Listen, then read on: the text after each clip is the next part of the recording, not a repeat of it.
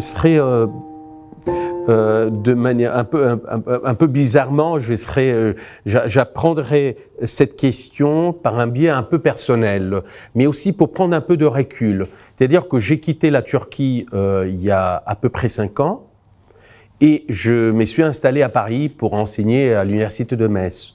Et donc j'ai commencé à prendre de la distance par rapport à l'islam, à mon objet d'étude, qui était le soufisme ottoman, l'islam turc.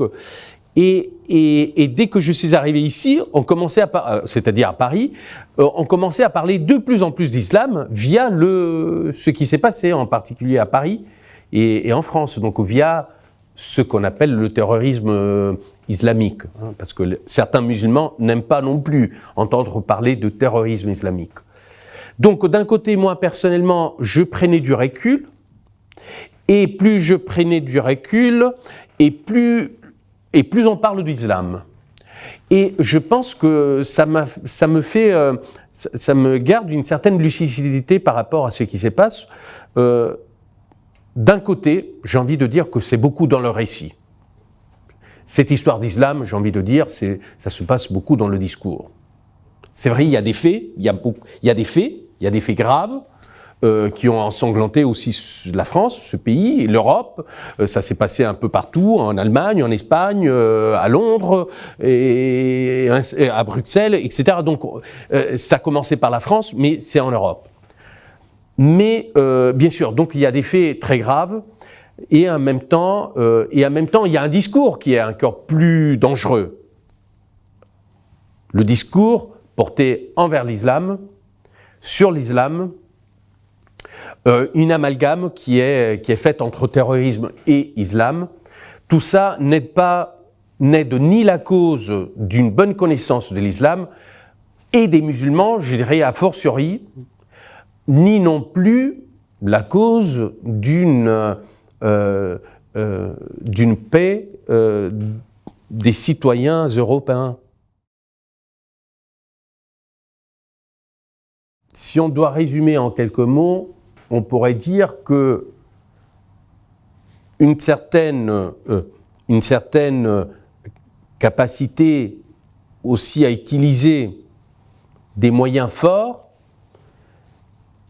est une possibilité, peut-être la plus lointaine, mais contenue quand même directement ou indirectement dans les textes ou dans l'interprétation des textes.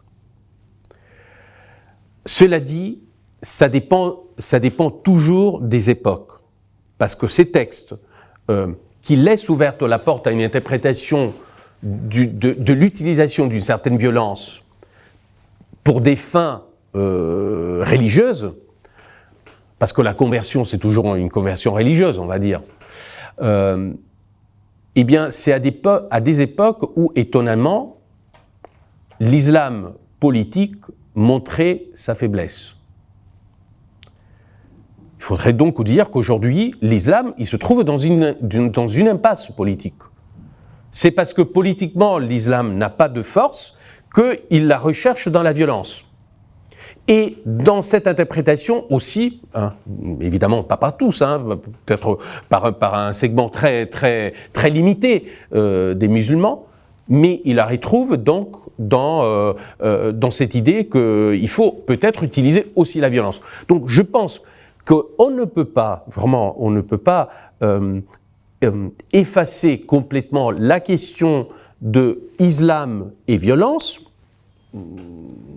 Un musulman peut-être ne la fera pas, mais moi, comme je ne suis pas musulman et comme je suis aussi historien des religions, j'ai envie de dire que ce lien, il est possible de le faire, ne serait-ce qu'aujourd'hui. Je ne peux pas dire que ceux qui font des choses au nom d'Allah ne soient pas musulmans. Ils ne sont pas des bons musulmans, mais ils sont musulmans. Et en même temps, j'ai envie de dire, et c'est ce que je rebondis sur ce que j'ai dit, lorsque les musulmans ont utilisé la force, c'est lorsque l'islam, au niveau historico et politique, montrait sa faiblesse.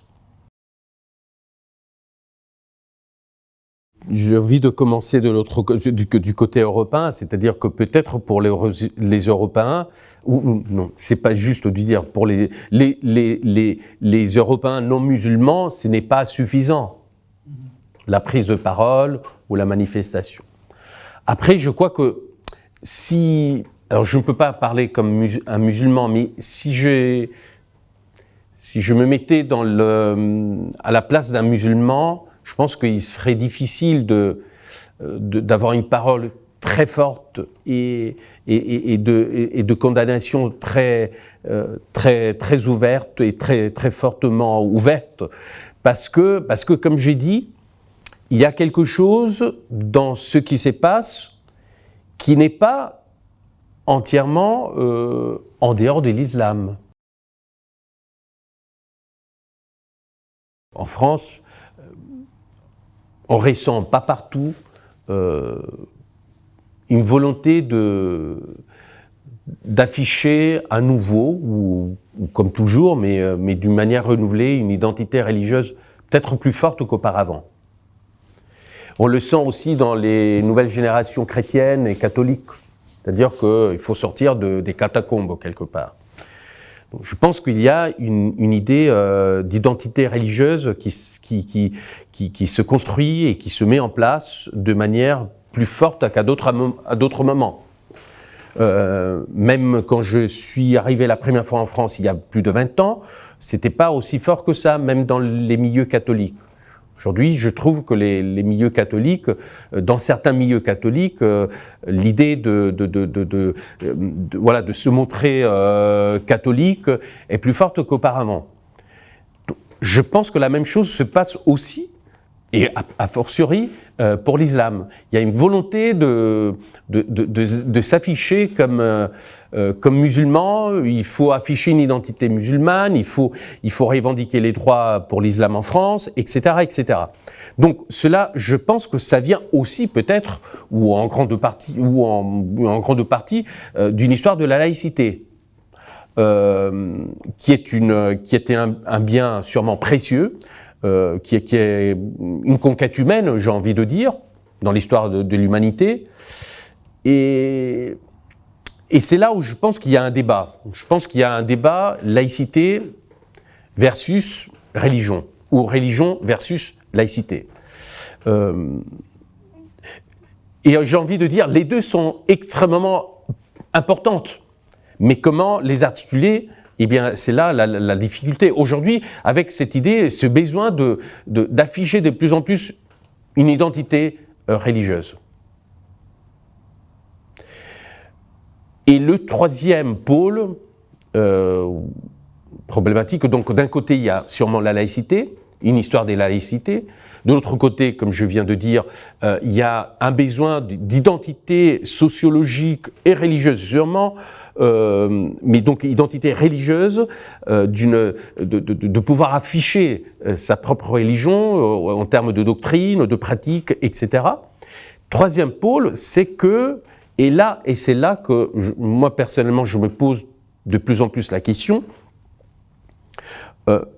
sûrement plus typique de la France, mais il faudrait se poser la question si ça ne vaut pas pour toute l'Europe et l'Occident.